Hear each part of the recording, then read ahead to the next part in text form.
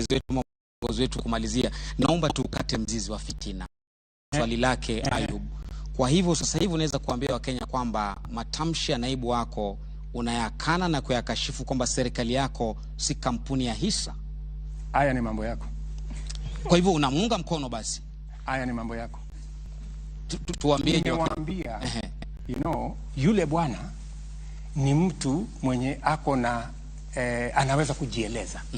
Mbona nyinyi mnakuja kumleta hapa, kumleta kwa mjadala hapa?